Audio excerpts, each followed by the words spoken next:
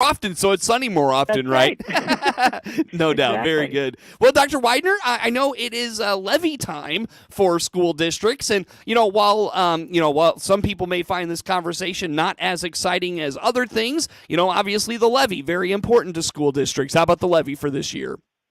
Absolutely. Yeah. Superintendents love to talk about this stuff. For everybody else, it might be a little bit boring. But so we're part of Macon, Piatt, and Moultrie counties, which all three of them are projecting an increase in their equalized assessed value this year. So that's great news. So when I look at the levy, I just kind of take a careful look at our needs for the upcoming school year and then try to determine what we need to request.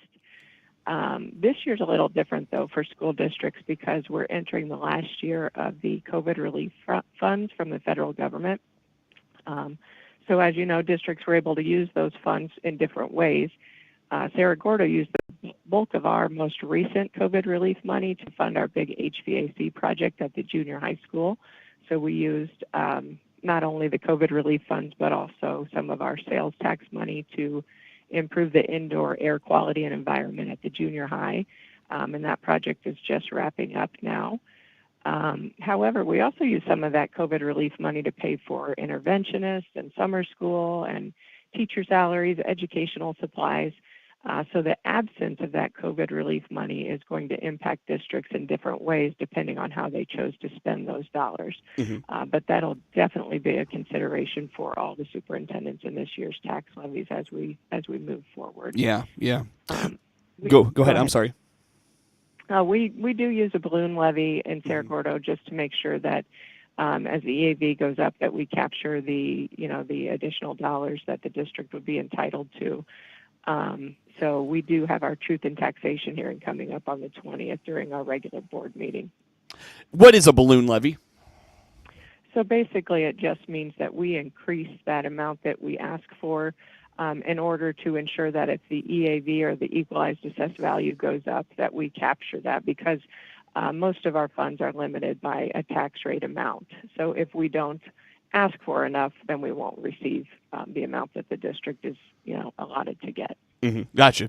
Very good. When it comes to the levy there, Dr. Weidner, I know this is first year in Cerro Gordo schools, but have you gotten a chance to look back at previous levies and, how, levies over the years have compared, whether it's to those in Piatt County, say Macon County in that area around you as well? How about just the levy, comparatively speaking?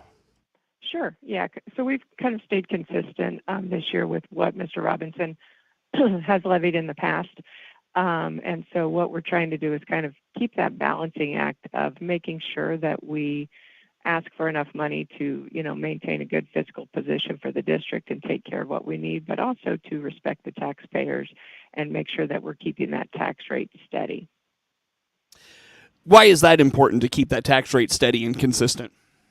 Well, we want to make sure that the tax rate isn't going up for the property taxpayers. Another thing that the district has done in that regard is to abate one of the bonds that the district took out in 2017. So we've already filed that for this year, but basically it just means that instead of paying that bond payment out of our property taxes, we pay it out of the sales tax dollars. So that provides a little bit of relief on that property tax amount. Sure. Very good. Now, when it comes to the levy, Dr. Weidner, how far does that go in your financial situation at Cerro Gordo Schools?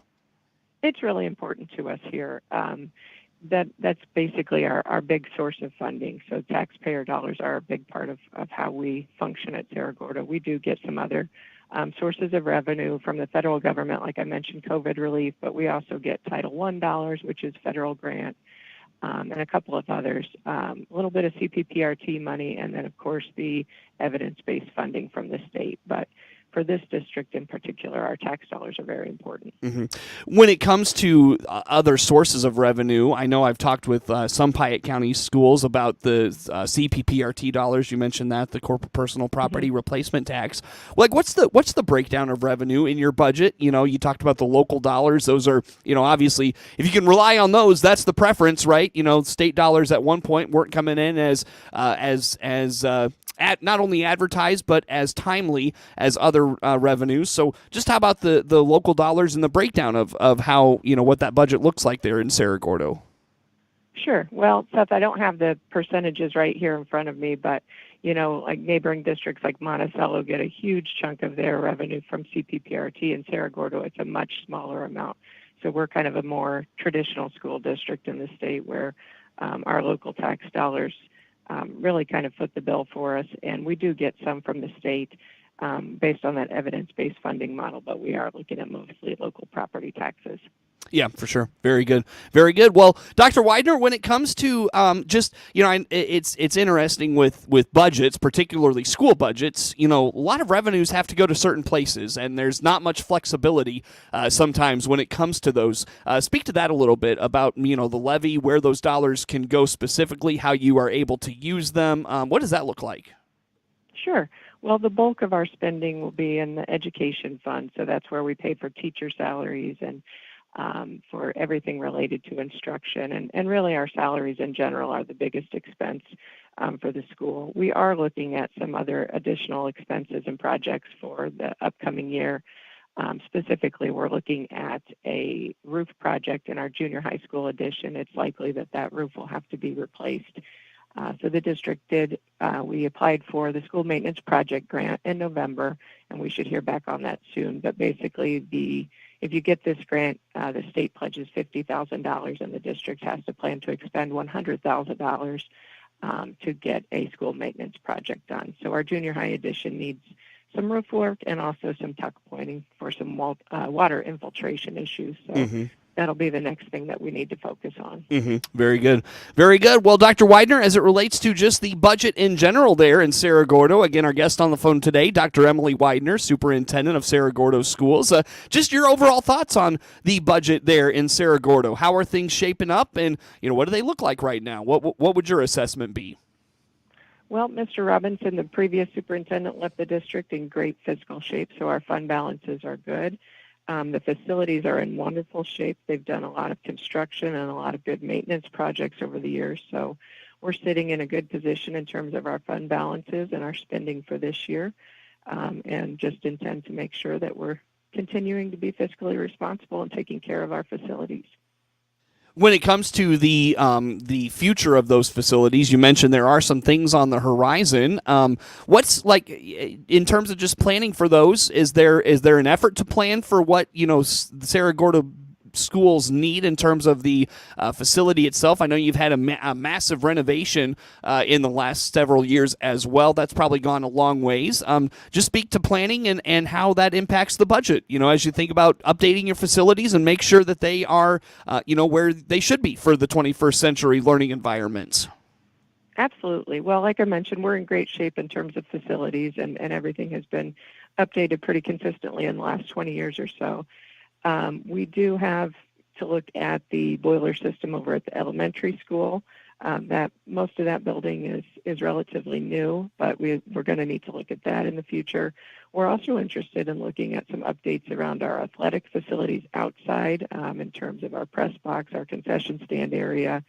So we are planning to do some long-term planning in the area of not just facilities, but everything. As a new superintendent and with a couple of new board members, we're looking to do some long-term planning here in the next probably 6 months in order to just kind of make sure we have all our priorities straight and are doing what we need to do to set up not just facility-wise, but in terms of academic goals and technology and in every area, really. Makes sense. Makes sense. Very good. Well, Dr. Weidner, just again, kind of final thoughts on the budget, the levy. What did I miss? What stands out to you that perhaps we didn't touch on? Anything of that nature? Well, I think the district is in great financial shape. We do have contract negotiations coming up this spring with our teachers, and we have a great relationship with our teachers, so we're looking forward to a productive process there, and just continuing to make sure that we're fiscally responsible and true to our taxpayers. Sure, very good. Well, Dr. Weidner, where do folks go to keep up with the latest in all things Cerro Gordo schools? Well, we have a big presence on social media. You can look us up on Cerro Gordo Community Unit School District 100 on Facebook.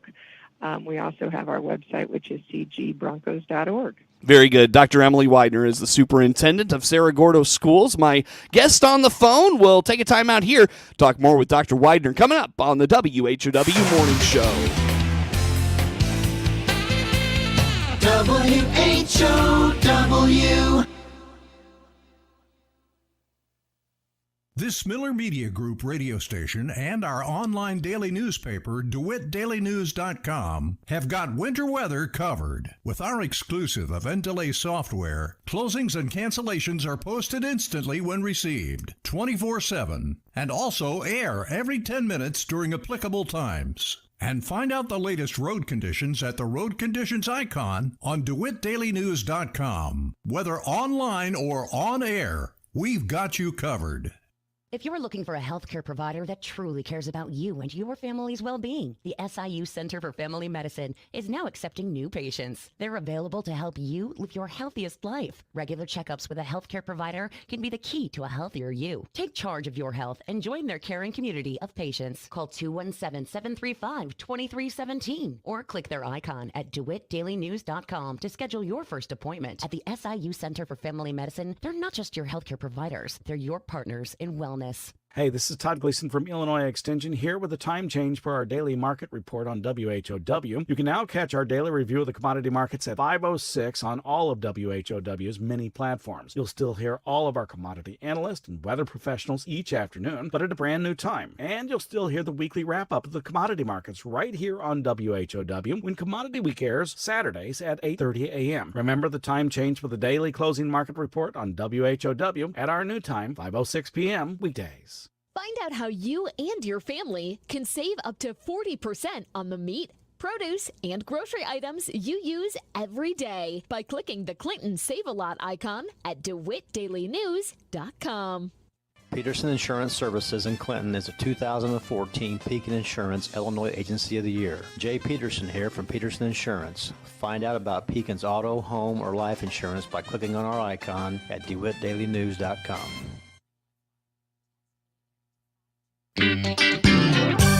Your friend in Central Illinois, WHOW. Once again, a good morning. Thanks for being with us. I'm your host today, Seth Lawrence. My guest on the phone today, Dr. Emily Weidner, is the superintendent of Cerro Gordo Schools. And Dr. Weidner, what are the holidays looking like for your kids? What's the schedule like? And do you have any fun activities planned for the kids this year? Yes, we have a lot going on here, just like I'm sure every school district does, but we had our Cerro Gordo Elementary PTO. I just want to highlight them because they do so much for our kids. They decorated our whole elementary school over Thanksgiving break to look like the Polar Express. They had every student and staff member with their picture in the window of the train, and the whole school was transformed. It was so cool. The elementary school has their holiday concert. They had it last week with the kids singing songs and the band playing. The junior high school has holiday theme days, but we have a new tradition coming up that I'm really excited about. It's on January 5th, and it's called the Corn Bowl Classic Midday Madness. So this is a school day basketball game, and it's a new tradition that we're starting this year. Mr. Willard, our junior high school principal, and then Mr. Seal, who's the AP and athletic director at Arthur Levington Atwood Hammond, came up with this idea based on something that Nokomis does. So during the school day, January 5th, which is a Friday, we're going to take all of our high school kids from Cerro Gordo and Bement down to Arthur Levington Atwood Hammond and play boys varsity basketball game at 10 a.m., followed by a girls varsity basketball game at noon. And then we're doing a toy and food drive in conjunction with the game. So it's going to be a really fun event. It's got a trophy that will kind of a bragging rights type of thing every year. So we're excited to start this new tradition. That's really cool. That's good stuff. We try to keep it around the same time each year as well, like in that, around getting out for break and that morning time and those sorts of things.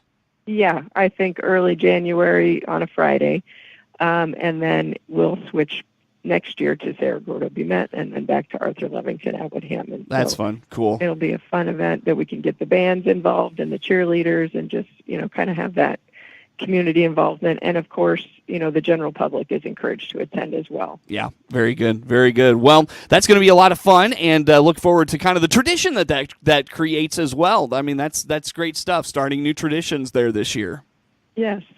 Yeah, we're very excited about that. I need to highlight our varsity girls. They won the Walsh tournament in Bement last weekend. That's the second year in a row. Oh, cool. And Caroline Hill was voted the MVP of the tournament by the coaches. Mm-hmm. So that was a big highlight. And our 8th grade girls just went to the sectional championship and came up just short to Armstrong Ellis, lost by 2 points.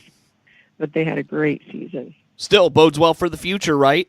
Absolutely, yes. Excellent. Good stuff. What is the, if you said this and I missed it, I apologize, Dr. Weidner. What's your holiday schedule like this year? When are the kids done for the season and back at it for the new year? Sure. Yeah, we get out on the 20th. So next Wednesday, we've got a couple of shortened days on the 19th, 20th, as the high school kids have their exams. That's right. And then in January, the teachers come back on the 3rd and the students come back on the 4th. So we've got a nice little break there. I always forget about the finals at the end of the semester. Now, do you do, and I've heard more of this as I've gotten older, which I don't remember these opportunities when I was a kid, but that's all right. When, like, the end of the semester, like if your grades are a certain level or something like that, where you, like, the kids don't have to take finals, do you do that for the first semester, or is that largely an end-of-year thing? Yeah, so there are a few options for exam exemptions depending on attendance and grades, and then seniors get some extra opportunities for exemptions.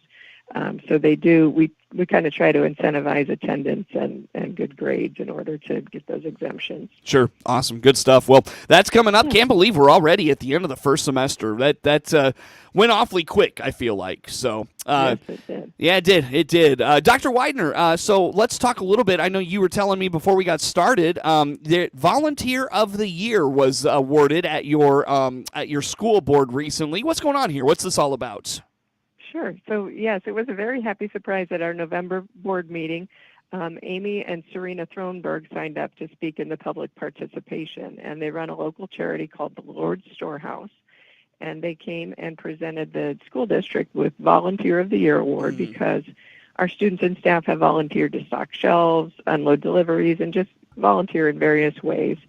So Mrs. Thronberg talked about the efforts of our principals, Mr. Willard and Mrs. Neville, in getting students and staff there to help. And then she really emphasized the leadership skills and the life lessons that our students learned through that volunteer work. So it's been a combination of teams and student groups that have gone over and just consistently helped. So we were really excited about that surprise and really proud of our students. And I'm proud of my principals for spearheading that effort to get our students that community service experience. Yeah. Is volunteerism, is that a requirement at all? Not necessarily in the curriculum, but like something you have your students do, whether it's through the course of some programs or part of just the educational component itself. Like, how about volunteerism in your students?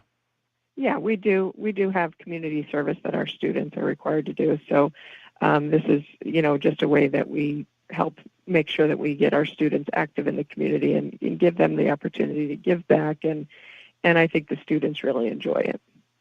Dr. Weidner, let's wrap up here for this morning. We've got a few minutes. I know I've talked with several of your peers over the years, and I told you before we got started, I've got Mrs. Vogt coming on tomorrow at B Mint. I've got Dr. Taylor at Hayworth that comes on every month, Dr. Stanifer that comes on every month. And whether they're male or female, I feel like our area is just blessed with really good school leadership in a lot of places. But particularly the women that lead our schools are fantastic individuals, in my opinion. And I know there's kind of a group of you ladies that kind of support each other across the state. Excuse me. Speak to that a little bit and what that looks like.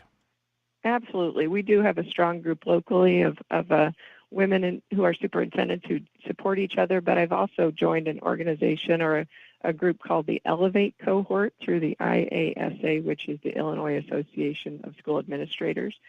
And this group of female superintendents from all across Illinois meets 4 times a year on Friday and Saturday for professional development, networking, supporting each other. And this last weekend, Mrs. Vogt and I are part of that group went over and participated in professional development. And it's just such a great opportunity to be surrounded by successful women, supporting each other, sharing ideas, venting about hardships, but just to have that connection to people all across the state, from the suburbs all the way down to the southern tip, and to share that experience it's really powerful. For me, starting out as a first-year superintendent, to have that support from veterans and supportive women is amazing.